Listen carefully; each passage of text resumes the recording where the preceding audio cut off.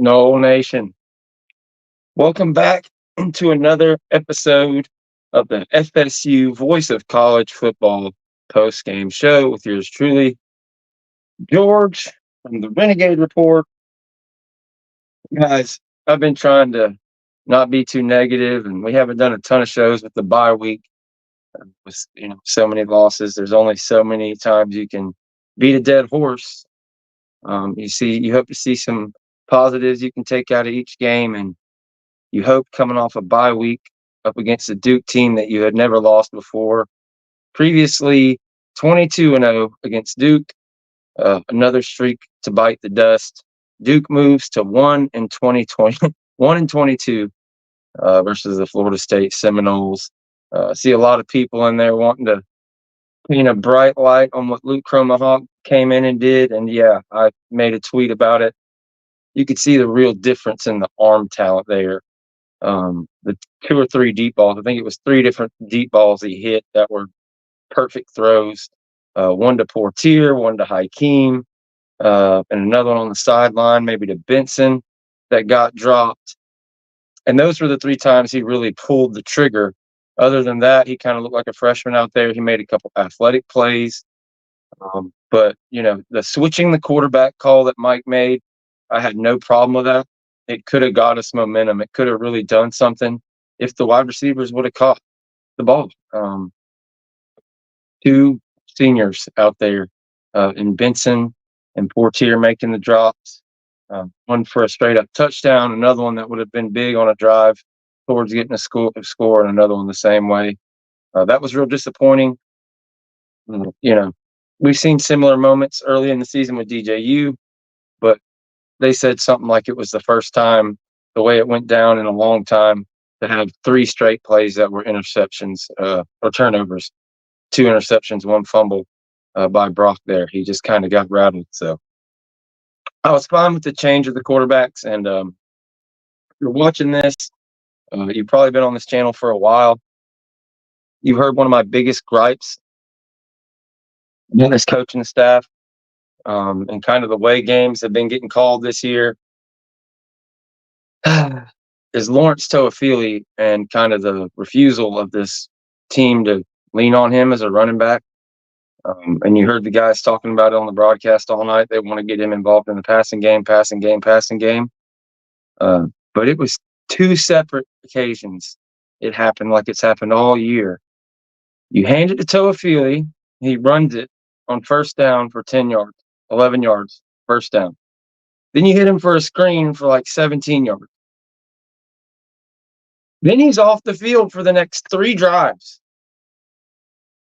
Meanwhile, in between, the freshman is getting every carry in the book. They want him to be running back 1. They want that responsibility on his shoulders, the most important role on this offense. Regardless of what they say, it was Trayshawn Ward and it was Trey Benson. That was the most important running back. That's the guy they want to run the ball with. For whatever reason, even though they started the game off in like a 3 wide receiver formation with just 1 running back, and it was Toafili, and it was off to the races, I thought he had to get hurt. That's the only thing you could pass. He had to have got hurt because he kind of had a bad hit there on the sideline. But then in the 4th quarter, with like 8 minutes to go, the game on the line, boom, you start a drive. Toafili on back-to-back runs, same thing, first downs, or one was like 6 yards, and then one was a big first down. You're driving. After that, you hit a pass. They had taken him off the field for whatever reason. Like, I don't understand why they refuse to, when they get a defense in a bad situation, stick in that formation. The quarterbacks keep doing it. They won't do it. They're going to stop and sub. So that's what they did after Toafili runs for 2 big plays. They sub him out for the freshman. They hit a play, a pass play, something happens, then they hand it to the freshman. And it's fine. I'm good for Cam to get the ball. I was fired up when he got something going in the 3rd quarter. But he's a true freshman, and here you are at the game on the line, and, he fumbles, he gets hurt, and, but they handed it to him once, Toafili, there on that final drive, but they were just daring us to pass it. They, on that first play, they had everybody on the line. And then it's, 2nd and 24, and then 3rd and 36, and they decline it, and it's 4th and 24. Really tough to watch. But let's talk some positive stuff for a minute. The defense, Played their ass off all night. Outside of one, whatever that 40, 50, 60-yard run they gave up there in the fourth quarter, which pretty much sealed it. The defense was playing all night. I'd like to see how many snaps they played because, I mean, they really limited everything Duke wanted to do. It was almost like Duke just said, "Hey, we're not even going to worry about scoring because we know you're going to give the ball to us." They scored 24 points, I think, and 17 of them came off of turnovers in their own end or a pick six. One was a pick six, and two were turnovers, I believe, in their own end where they kicked the field goal and scored a touchdowns. Ricky Goodham says the ref calls were bad. Look, there's just not enough room on this team, like for the errors they make on themselves to blame it on the refs. But yeah, for some reason we never get those calls. Encyclopedia says 23 points. I thought I was off there. Yeah, because it was 2 field goals. But yeah, we get a kick return touchdown. And for Florida State, you can only manage 6 points on offense. It's tough. It's tough when you've got a true freshman wide receiver putting it on seniors, fifth-year seniors in the end zone, and they can't catch it. Oh man, it's like as bad as everything is on the field, and you can understand like why Mike was just like pulling his hair out.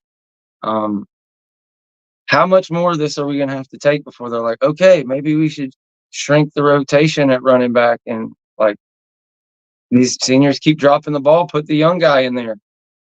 Let them drop it a few times. I don't even know really how I'm going to feel this hour. It's pretty tough to watch that stuff.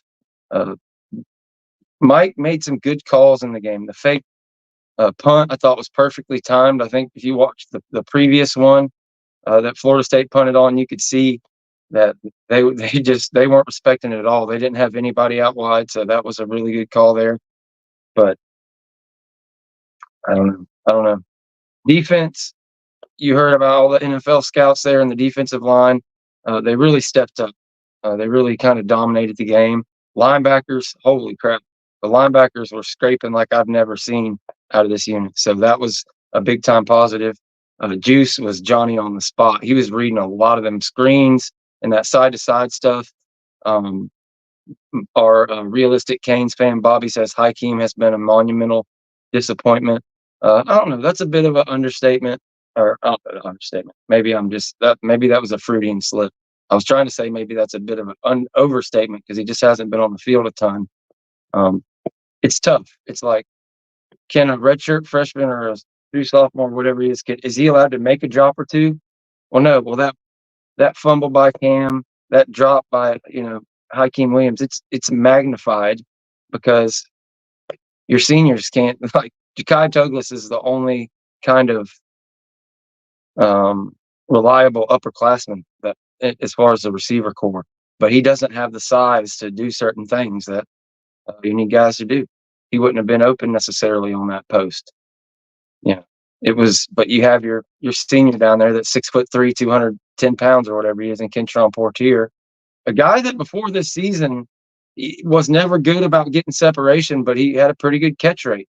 I think we're up to 19 drops on the year. It's 5th in the nation, but that 19 drops, I'd be willing to bet the 4 ahead of us probably have like double or triple the pass attempts if I had to guess. Omar Graham Jr. was scraping. He was playing a lot better in this game. We've seen steady improvement after that abominable first game he had. Yeah, tough, man. Tough loss. You drop to 1-6, and Miami's up next. Am I right about that? What's the date?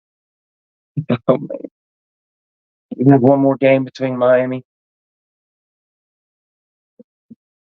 Again, we appreciate you, everybody, joining us, whether you're on the Voice of College Football, the Renegade Report. Make sure you hit the like and subscribe button. We're here for you after every single game with the instant reaction. Oh, man. I can't really, there's not much I can say to much trash talk.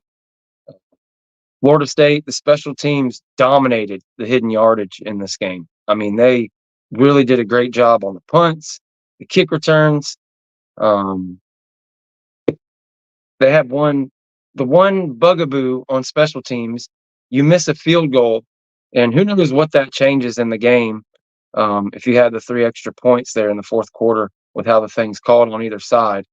But Maurice Smith, a guy who throughout his career played through injury, all these things, he was never the best center in the world, but he snapped the ball pretty well. And for whatever reason, um, he didn't have as many of them this game, but you get one in the most inopportune time there, and you miss a field goal, and which a guy who, like we've seen the rest of the game, can hit him 60 yards out.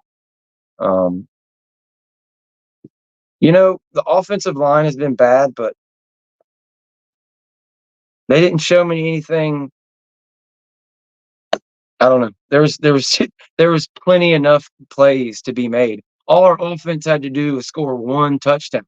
Like they literally, there was 2 or 3 plays that would have got you in field goal range and a literal touchdown being dropped. That like it's and again, that offensive line comes out there, gets a big push. Toafili, climbs through. You get in a rhythm, and then they say, "Okay, let's give the defense time. Let's sub out all these people and bring all these people in, and then boom, you're stuffed."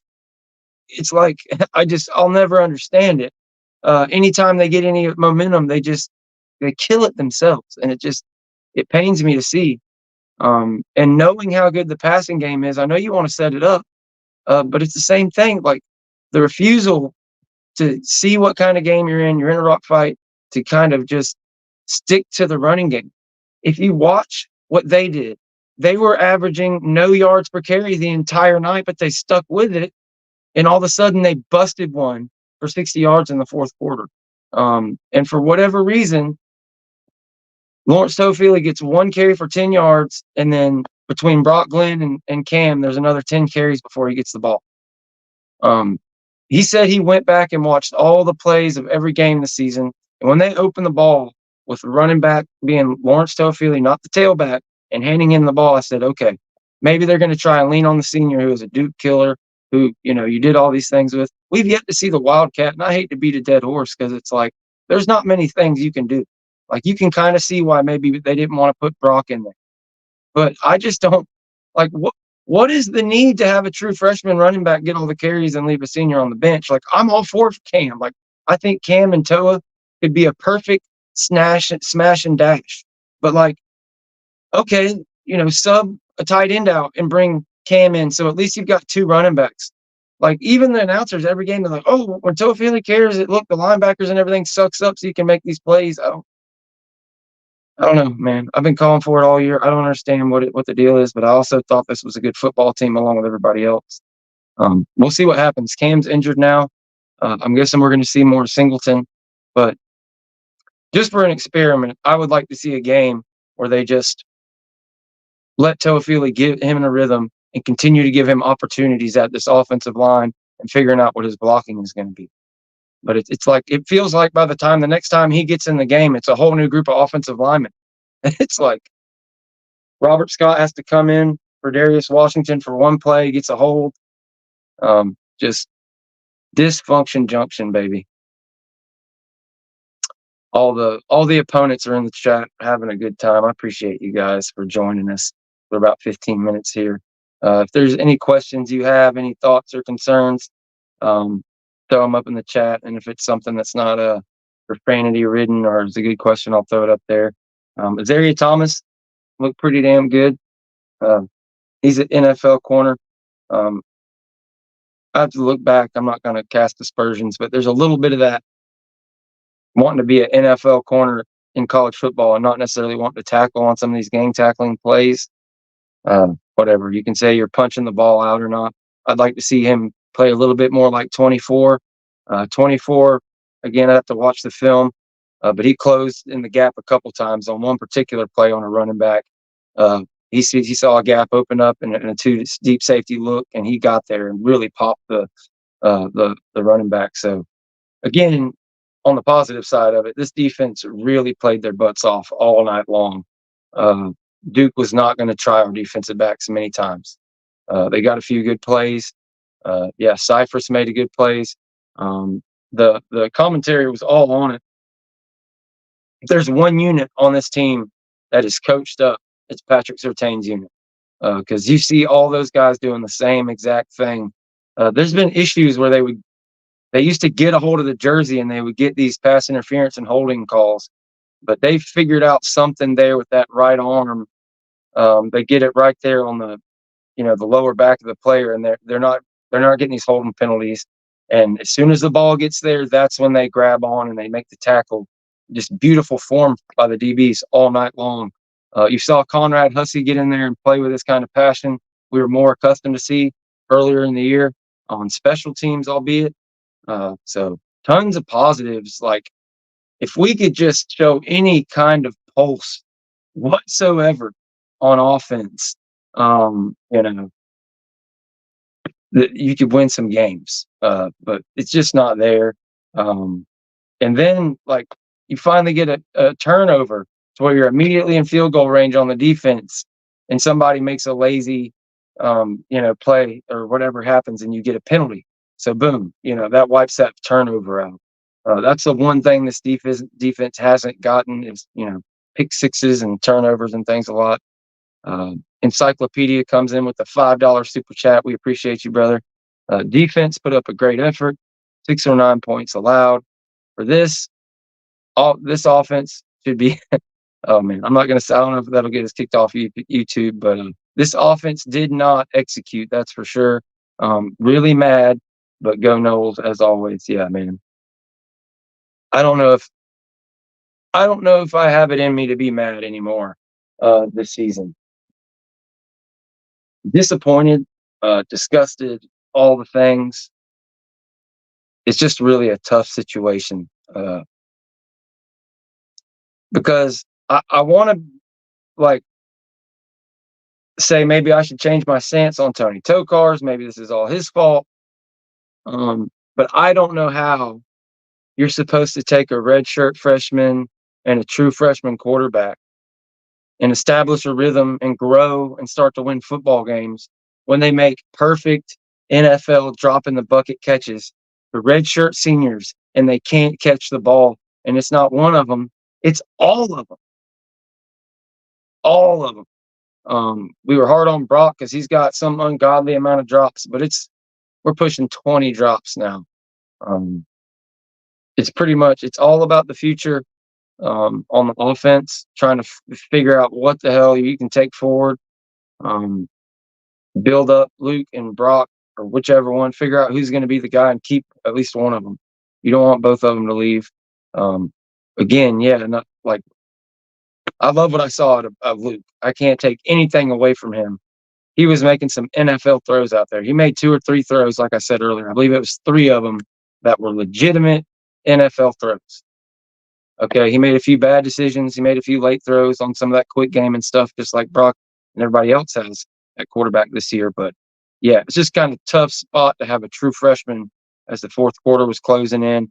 So again, I'm not going to question a ton of what the Mike Norvell's play calling and things are. My biggest issue with Mike is this refusal to adjust the style of offense he wants to play.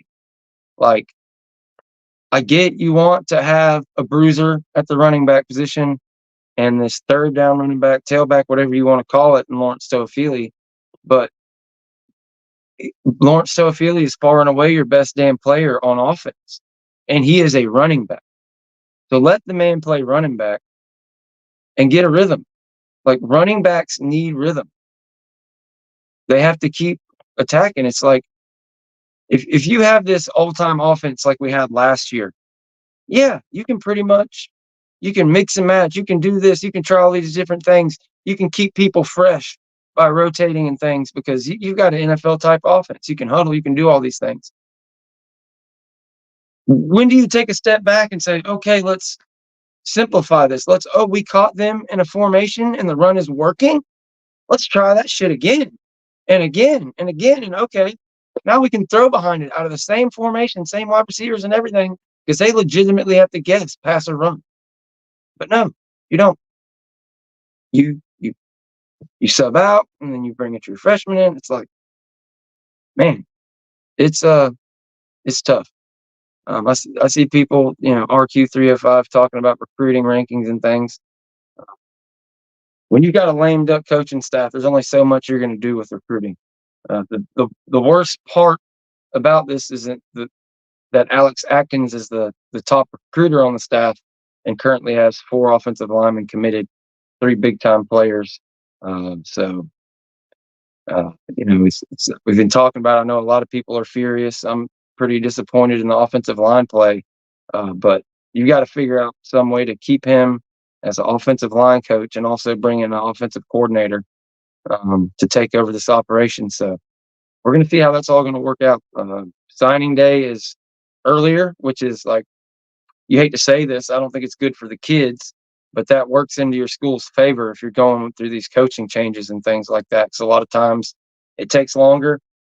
So I guarantee you, I don't know what Mike's going to do, but a lot of these schools aren't going to fire coaches until after that, December 4th signing day. They're going to get those financial aid, NIL contracts, whatever they're doing now on the signing day, and then they're going to let the coaches go. But yeah, there's a lot of guys that got to go. Wide receiver, it's unreal how none of our wide receivers can block or catch the football. And the hardest part of it is that they just keep getting opportunity after opportunity after opportunity. And like, okay, I'll take your word for it. I guess the freshmen and the sophomores, like we saw with Jaylen Brown, it's like, how come the transfer that's a true sophomore is able to get all the touches? It's like, I don't know. It's just really tough to watch those plays happen as a fan. But again, hats off to the special teams and the defense.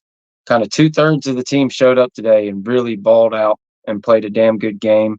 Again, outside of one play or your offense player, Maury Smith doesn't hit a snap. Oh, I missed a button there. Yeah, really tough.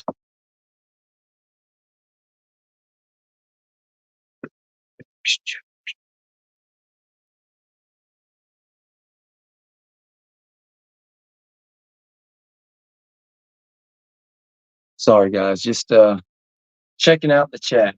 Um, Again, if you have any questions or anything that particularly stood out to you, throw it up in the chat. And we're not going to make any score predictions for next week quite yet. We're going to see how the universe lines up between here and Friday, and we'll do our predictions as normal. But this was a really, really tough one. Florida State was a 3-point dog in this game. Vegas was pretty damn close. Really should have been about, if Florida State hits that field goal, they don't cover, but it's pretty damn close.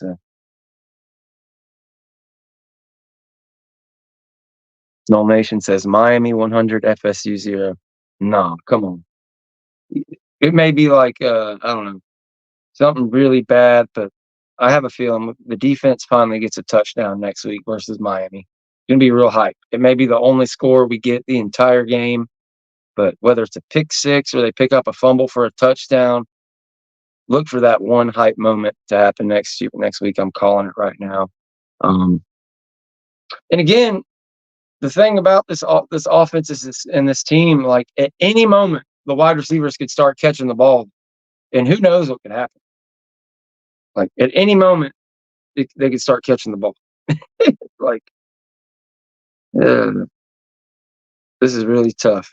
I haven't been at a loss for words doing this in a long time, but this team is really testing my ability on what to talk about.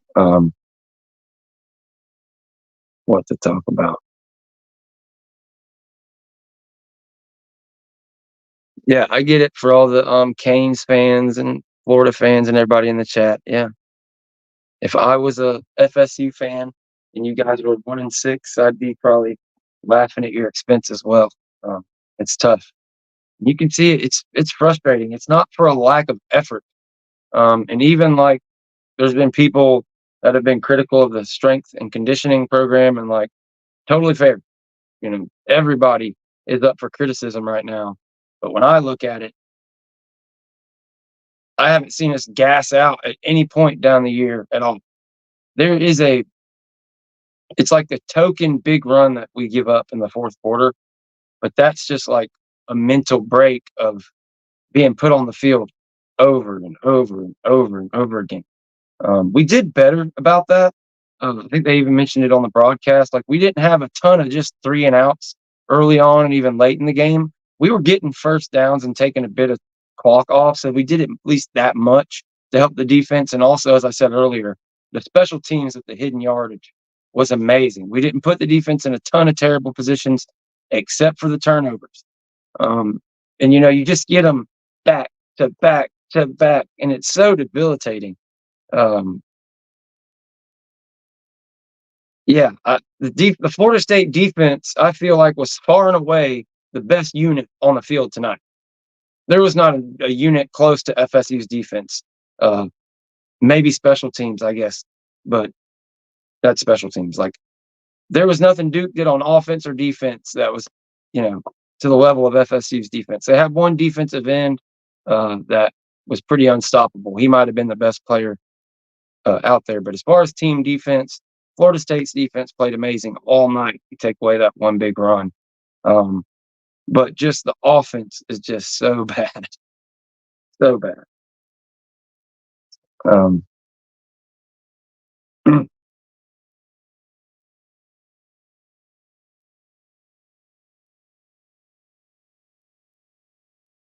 Nope Nation. Yeah, this year that's it. Chad Kinsler says Norvell is mentally defeated. Yeah. He is. You can see it. And you can see him catch himself realizing the camera's there. He wanted to go down to his knees a couple times, go down to the ground on some of these plays. I can challenge the game planning, and I think there really something is there with like shrinking rotations and just running like a 2-minute offense, or at least just keeping the same people on the field unless somebody gets hurt. But a lot of this shit Mike's calling is working. It's working perfectly. But the true freshman fumbles, or the senior can't catch, or the other senior can't catch, or the best recruit you've had at wide receiver in the past decade can't catch. So it's really tough. Some good plays are made. That defense from Duke, yeah, they beat up the offensive line pretty good, but still at the same time, we should have scored at least 20 points on offense. At least 20 points, 21 points. But you get 6.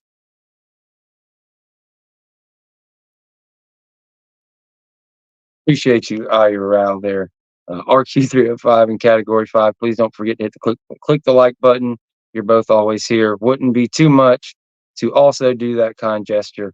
I know you guys are hitting the like button. I'll give them the benefit of the doubt. They got to be hitting the like button as much as they come through. They certainly hit the comment section. That's for sure. A lot of Canes in here. A lot of Canes in here having fun. I feel you guys. But holy crap. If y'all lose to us next week, we're going to do 100,000 views on the post-game show. God, man. I'm going to start. That's going to be part of my prayer. My prayers all week. Prayers continue to go out to the residents of North Carolina that were, had their entire world kind of obliterated with the hurricanes. That'll be on there, but I'm going to continue to pray for the rivalry gods to descend from heaven and help. Like, if you've ever seen angels in the outfield, that's what I need. I need the angels in the outfield to come through and possess Hakeem Williams, possess Fortier, because they're going to put him in again, possess Malik Benson, and just grab those hands. That's what I need. I need angels in the outfield to come pick these wide receivers up and lift them out of their yips or whatever the hell it is. Look, this is a line we use on Miami every year. And okay, you can say it for 1 year ever. RQ305, FSU Super Bowl is October 26th. That's fine. It's still the only game you'll sell out at home all year. You freaking sorry jokers. And we'll see. We'll see if y'all go 13-0. We'll see if y'all even get 11. We'll see. Because I get it, y'all are hyped, but you know, it is what it is. It's still been 20 years since y'all did what we did last year. Pittsburgh may, yeah. We'll see how they do tomorrow. They're still undefeated. Clemson has the big loss to Georgia to start the year, but they're also undefeated in conference play. So yeah, we're gonna see. Talked about this on the Wednesday show. It's going to be tough for whoever loses the ACC championship to get into this 12-team playoff. We'll see what happens, the next couple of weeks with Miami's ranking, but they got us 1-5 next week. This Louisville game is really, really important. Definitely got to be undefeated if you're going to have a chance to lose the ACC championship and get in. But even then, I don't know. Where are they going to have, a one-loss ACC champion? I don't know. It's tough. The way the polls lean towards the SEC and the Big Ten and how many teams they have over there, there's such a bigger sample set for those guys to decide, oh, this product over here is a cut above. And look at these close games they've played. And this isn't me knocking Miami. I'm glad for y'all. I'm just telling y'all, as a Florida State fan, I've heard it every year. And the fact they already have 2 one-loss teams ahead of y'all, I could see heartbreak, but hopefully it comes from us. If not, Godspeed to y'all. I wouldn't want y'all to get cheated out of it. We'll see what happens. But yeah, just like Florida State got left out undefeated, it would not surprise me one bit for a one-loss ACC team to be left out in favor for a 2 or 3 loss SEC or Big Ten team. Say you've got 2 losses as an SEC team and there's Georgia and Alabama. And you look at an ACC team that dropped one to Virginia Tech or whoever the case may be down the road. You drop one to 1-5 Florida State. We'll see. But yeah, anyways. A lot of FSU Miami stuff going on in the chat. I'm down to talk about anything about FSU football at this point. It's tough. I'm ready. I get the basketball team. Look out. We may have a national title basketball team this year, guys, because we were really good at basketball back in 2019, 2020 when we sucked at football. And now it has turned around, boys. Everything we've talked about to this point about Mike Norvell not being on the hot seat and everything, you go 1-11. I don't know. This whole thing might get blown up. I don't know. I really don't know at this point. There was a lot of big talk about players only practices and guys being more fired up, and I believe it. But obviously the young wide receivers are either just terrible or I don't know, because they're trusting these seniors who just have not caught the ball all year long. And you can't even count Hakeem as a young guy because he's somebody that they had pegged as a starter and they've trusted him. Anytime he's been healthy, he's been on the field. So yeah, it's hard to believe, a true freshman would be ready. The tight ends didn't have their big games like they had. Landon Thomas, I believe, maybe had one drop. Can't remember how great of a ball that was. I believe it was a drop, but yeah, you're not going to win games if you can't catch the ball. It's not. When you watch us play, it's not complete dysfunction sometimes, like you remember in the Willie Taggart years where it's like 3 wide receivers in one spot and the offensive lineman didn't even touch him. The D lineman just came through. No, you're seeing guys be in position to make plays. They're just getting beat or inconsistent at best. You're seeing good offensive plays getting called, guys being in the right spot, and just not catching the ball. Earlier in the season, it was not tackling. The DBs, the best coach unit on the team, they weren't communicating with the linebackers. There was something going on there, something with the banjo coverage. That's been cleaned up. But on the offense, just the basics of catching the ball and again, I hate to keep bringing up the announcers because usually announcers drive me nuts, but it's down to just preschool level breaking down football when you watch this team. It's Hakeem Williams looking up for the safeties or the DBs every time the ball gets to him. It's stupid plays, punching a guy or pushing a guy when you're all the way off, almost off the white line out of bounds. Like, man, and it's at the most inopportune times. I tweeted like that whole 3 turnover stretch was like it was a devastating chain of events. And then somehow they survived it, and the defense gave them chance after chance after chance. But you just can't cash in.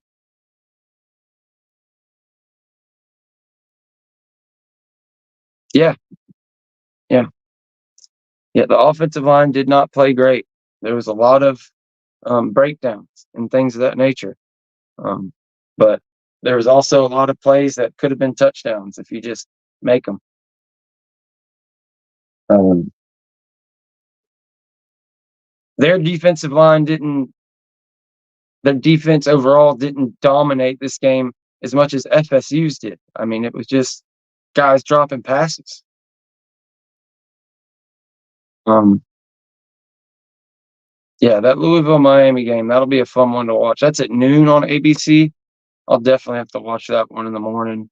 Um, I can be a Louisville fan for one day. Um, it would be nice to get some of these Canes fans knocked off a peg or knocked down a peg, but not much you can say, man. Not much you can say. We can start talking about what coaches need to go and this and that, but kind of a waste of time. You've all heard it. I think we all know who needs to go. This offense has to be rebuilt. Um, 2 or 3 coaches, I think, like 1 or 2 coaches, I'll say, off the defense. You can stand to lose to fix recruiting, slide some people around there, maybe move Papuchis to special teams only, get another D line coach in here, uh, maybe make an upgrade at linebacker coach. We'll see. But the offensive staff, it's getting really tough. Quarterbacks coach, I don't know. His guys, if you're a coach, it's hard for a guy to gain confidence. Like, you can hit as many home runs as you want in the batting cage. It's the plays in the game. It's the hits you get in the game, the home runs in the game that, that's what makes a player when the lights come on. So when the lights come on and these quarterbacks are hitting these receivers, hitting these deep throws and things of that nature, and the guys are dropping it. Psychologically, it's hard to gain that confidence. And when you make these big plays, you get to run down the field and you have a sudden change, and that gains confidence. That opens things up.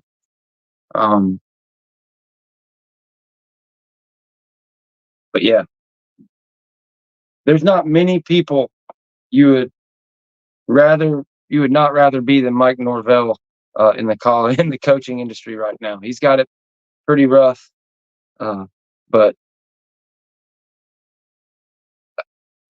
it's hard, man. It's hard to say he's cooked or this or that again, because the guys are out there. They're in position to make plays. I think he trusted his staff too much. I don't know. I mean, it's getting harder and harder to kind of believe in anything at this point. Um, but uh, but yeah, I know this is going pretty dark. I don't know what the hell to talk about, guys. It's tough.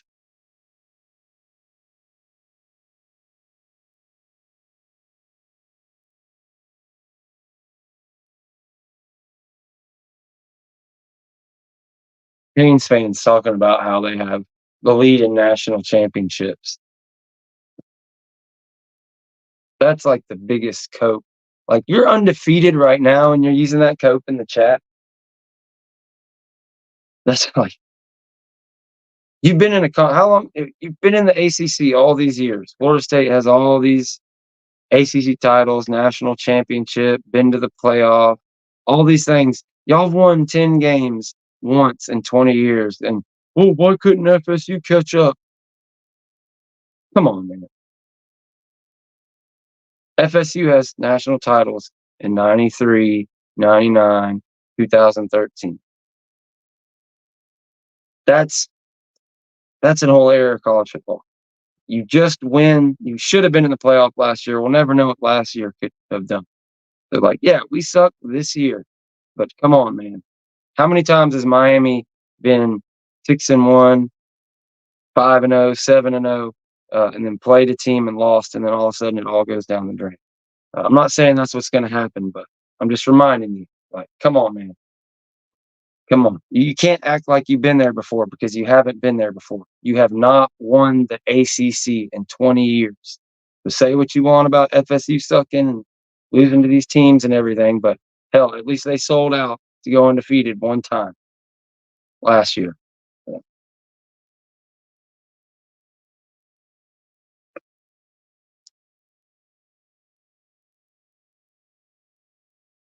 Who do y'all got, Canes fans? What do y'all got left on the schedule? I feel like we really let y'all off the hook. Y'all better go undefeated. Y'all have any tough games left? Y'all don't play Clemson, do y'all? Y'all won't see them till the ACC championship. Enjoy it, fellas. That's all I can say. Y'all better win the ACC this year, because if you don't, what can I say? We're 1-6. We can't say shit.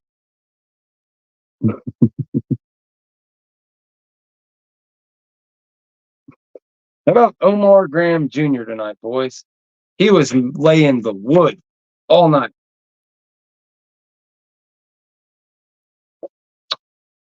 Talk about a guy who took heat from everyone, myself included. That first game, he had like, was it 40-something snaps and didn't record a stat at linebacker? It seemed like he chose wrong on every play, like he had his plays crisscrossed or something. What a role reversal. Tonight, he was flying around and just really popping guys. Same thing with Cryer. Somebody asked me if Blake was hurt. Yeah, I don't know. Was I just not? It's hard on the first watch through on these games, man.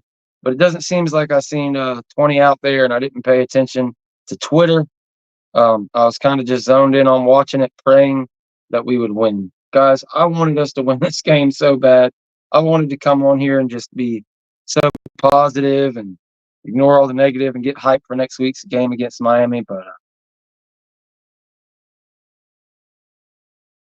it just wasn't in the cards. It was not in the cards. Florida State now 22-1 against the Duke Blue Devils.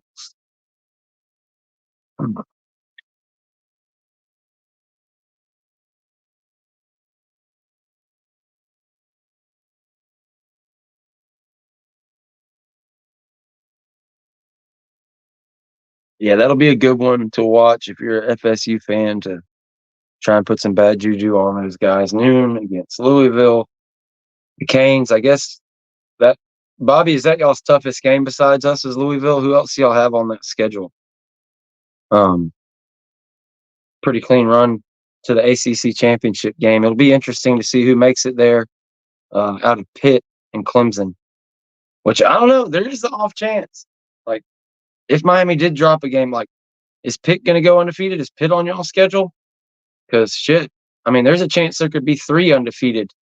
No, one of them must have to play. Clemson must have to play Pitt, or Miami must play Pitt, something like that. But yeah, there's kind of a 3-team race there. Be interesting. I haven't watched Pitt play a single game all year. Yeah, we want y'all to lose, Galaxy King. What the hell you think this is? We're 1-6. Yeah, we want y'all to lose. Y'all, you're giving me something else to talk about by coming in here and talking about this stuff. So yeah, I want y'all to lose. I want y'all to lose every game y'all play the rest of the year, because this is y'all's year. Y'all got the dude at quarterback. Y'all got the guys that are about to go in the draft. If y'all don't cash in, it would be amazing. It would be amazing, because then we get a whole off season to try to get shit right, get a new portal class in here, put things together, mash them together, and see what happens next year. What, Bobby? I'm just saying. But it seems like maybe I don't know. It is what it is. Again, if you whether you're watching on the Voice of College Football or the Renegade Report, please hit that like and subscribe. We're here after every game. the FSU Voice of College Football post-game show. Kind of an instant reaction. As soon as the game ends, if it's a blowout, sometimes we'll get started in the fourth quarter. Oh, I I can't tell you guys how hard I'm sitting there praying, watching that football game so I can go on here and talk about a win. It's tough when you make FSU content, you love the team, you love doing it. It's like, it doesn't feel good to get up here and trash your team. It's like, I try to play the good cop on the regular show as best I can, but it is what it is at this point. It's like all we can do is just complain. You can try to point at the positives again. The defense has really found itself and has kind of evolved over the years over the year into I'd say they're probably a top 30, top 25 defense at this point. But the offense is like the worst in the country. It's just, there's pieces of it that's there. Like, you've got a running back in Toafili that's pretty damn good and one of the better freshmen in the country in Cam. You've got some young tight ends. You've got some quarterbacks with talent, some wide receivers that can get open, but they just can't catch. And the offensive line, I'll have to watch it back again. I'm not sure how the guards did. Some of the stunts and things they did kind of messed with them, but you're not looking for this offensive line and this offense to go out there and dominate and be whoever. But 14 points, 17 points, is that too much to ask from the offense? 14 points, 15 points.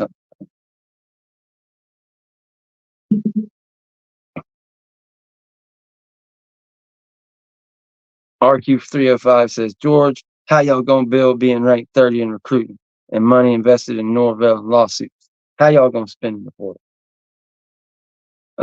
That's not, like, those things are all totally unrelated. As far as money, the money that Norvell gets paid isn't the same money that goes to NIL, and all that stuff's evolving. Yeah, FSU has lawsuits, but they also have $250 million set aside. $500 million in projects get going on right now between the football only facility and the stadium. Like, they're going to find $20 million, $20 million, whatever it is for the NIL. That's going to happen. And we've seen the staff do pretty damn well in the portal. I also think it's pretty clear the majority of the talent on this team has come from the 23 and 24 recruiting classes. It's the seniors and the redshirt juniors. That's who's letting us down. There's some good ones on the defense again. So you're going to have to figure out some things there on the defense. You're going to have to hit in the portal again. It's not going to be great. It's not going to be through the roof. But no, you can definitely get some players in the portal and salvage, 15, 20 guys that you can really work with and build forward this year. You definitely can. This was a monster of a rebuilding year that, in hindsight, everybody, myself included, took for granted. You lost 10 guys in the draft, 2 more to free agent contracts that have made their teams when healthy. Those 10 guys didn't get recruited in 1 year. They were a guy like Jordan Travis, part of the 2019 portal class. I believe Jerry Jones and Fabian Lovett were 19 or 20 portal class. Then you got the 21 portal class. I can't remember who all came in there that remained, but then you had the 22 portal class with Johnny Wilson, Trey Benson, and then you had the 23 class with Fisk. So yeah, you had a buildup. You had 4 or 5 years of portal classes that came together, and everybody hit their peak and left together. Jerry Jones was hated here his first couple years. So could Earl Little still become a player? Could Jalen Brown get it together? Can they build? Sure. There's going to have to be a big change. They have to bring in some hot offensive coaches, and you're going to have that new coach smell. So, like, next year, with what happened this year, you're not looking to compete for an ACC championship, you're looking to do what you did in 2022 and get back to win 8, 9, 10 wins again. And if you can get that new coach smell, you can bring in the go-go offense guy from UNLV. You can bring him in here, make that happen. Then yeah, you could possibly have one of these top 5, top 10 recruiting classes, and really do something moving forward. Really put something together to compete the next year. It sucks. It is what it is. It's not what you were hoping for, but that's where you're at. You got to kind of live in the reality you're in. There's no magic solution.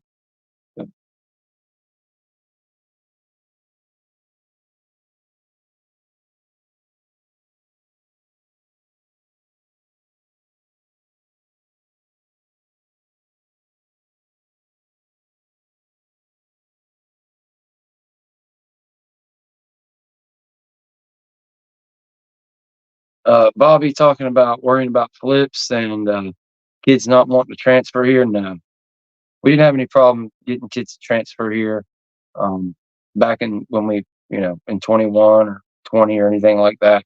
Kids see an opportunity to come to Florida State. Um, it's You just got to pay the right guys. We didn't pay the right guys this year. Um, they did not get it done in high school recruiting early due to COVID, and then all these different excuses. It took them till 23 to 24 to start recruiting at a decent level, and then even compartmentalized inside of those 23 and 24 classes. They did not do a great job at O line and defensive line, and they really looked forward to this class that was going to be stacked on offensive line and defensive line. And they were going to have this big class, but you never got there. You lost too many guys in the draft and graduation, and yeah, your offensive line. That's the biggest part of it. I get why people are so upset about it. I mean, 13 something thousand snaps on the offensive line, and penalties after bad snaps, after just jailbreaks. Like, you should be able to. These aren't crazy teams we're playing. We haven't had a crazy insane schedule. But make no mistake, Duke is a pretty good ball club. Um, I don't know. How do you rate it? Of the 6 losses, it's probably one of the better games that we've played all year. But within that, I don't know. We're getting close to an hour, thank God. I don't know what else to talk about, guys. We do an hour, so we're going for an hour. But tough stuff, guys.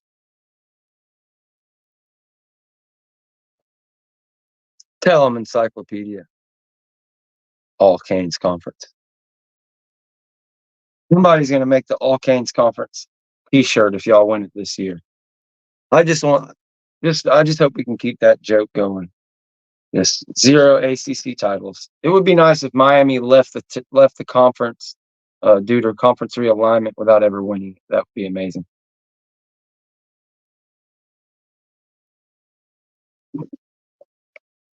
I don't know about Bama. That's what I thought earlier in the year, but we'll see what happens with Bama after this year. We don't know. We'll see.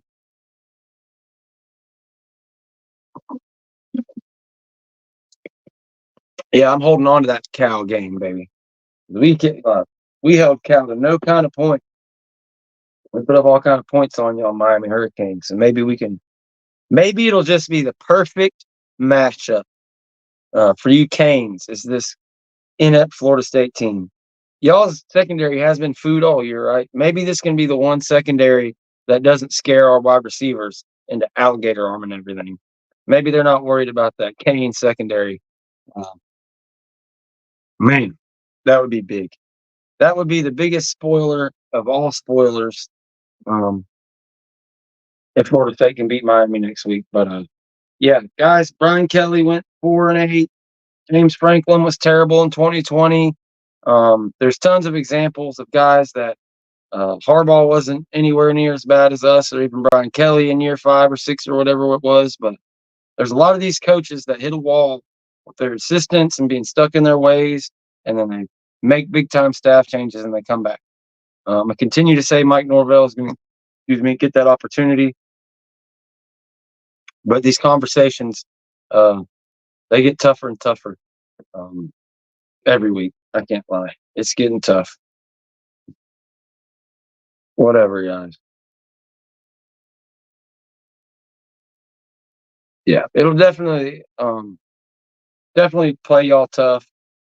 I definitely wouldn't pick us against y'all, but just hopefully it can stay competitive and be a good game. Like y'all get up 20, 30 points. I could see the guys somewhat packing it in or start taking cheap shots and going for interceptions and things. But you never know.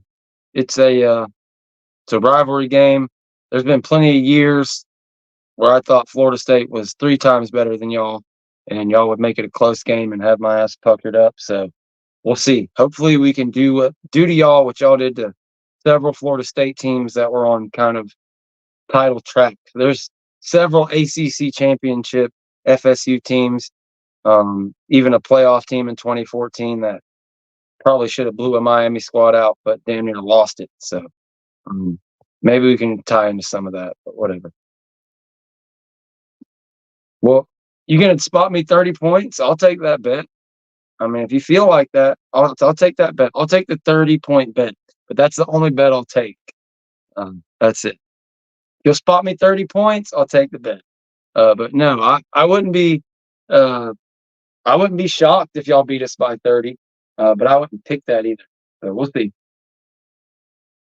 These games are pretty short, especially once a team really gets ahead like that. Yeah. Once like even if y'all were to blow us out, we'll see. I hope I'm not jinxing us. So y'all definitely beat us by 30, 40 points. We'll see. We shall see. But yeah, I'll take the 30-point spread. I don't think anybody can take that. But guys, we're close enough to an hour. It's been a ton of fun. No, it hasn't. It was tough, but we appreciate you guys living with us here. Again, it's the FSU Voice of College Football post-game show. Make sure you hit the like and subscribe right here. Also over at the Renegade Report. Um, we'll be back either tomorrow or Monday with the Renegade Roast. Tuesdays and Fridays as we get better. Get ready. I can't quit burping. My body's telling me to end this thing. As we get ready for Miami Hate Week, not a ton on it this year with us being 1-6 and all, but we'll see. We'll see what happens with Miami Louisville next week or tomorrow night, and then we'll see y'all back here next week. Go Noles.